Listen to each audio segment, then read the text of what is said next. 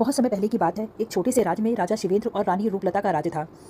यह राज्य समृद्ध था और यहाँ के लोग खुशहाल और संतुष्ट थे और हर ओर शांति का वातावरण था। राजा और रानी का विवाह बहुत ही भव्य था और उनकी जोड़ी पूरे राज्य में प्रसिद्ध थी।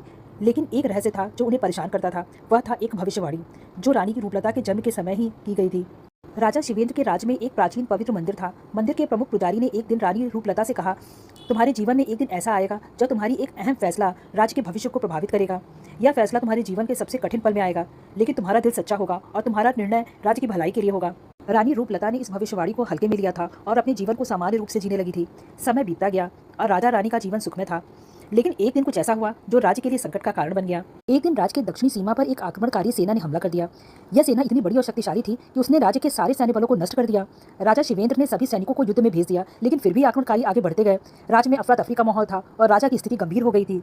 राजा शिवेंद्र ने रानी रूपलता से कहा, हमारी सेना कमजोर पड़ चुकी है और मुझे समझ नहीं आ रहा है हमें क्या करना चाहिए। क्या तुम्हारे पास कोई उपाय है? रानी ने गहरी सांस ली और अपनी आत्मा में पुजारी की भविष्यवाणी को महसूस किया। वो जानती थी यह वही वक्त है जब उसे अपने दिल की सुननी होगी। रानी ने राजा से कहा, राजा शिवेंद्र, मुझे लगता है कि हमें एक और रास्ता अपनाना होगा।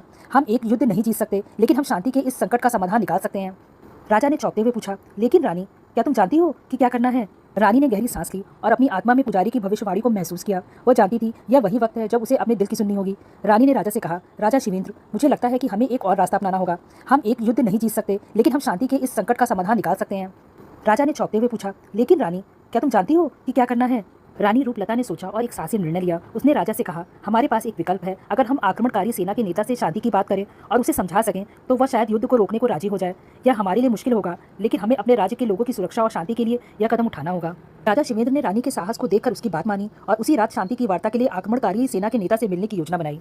रानी रूपलता और राजा शिवेंद्र ने मिलकर आक्रमणकारी सेना के नेता के साथ लंबी बातचीत की। यह वार्ता कठिन थी, लेकिन रानी ने उसे समझाया कि राज्य के लोग न चाहते हुए भी युद्ध का हिस्सा बन रहे हैं और यह राज्य किसी भी तरह से और रक्तपात नहीं सहन कर सकता।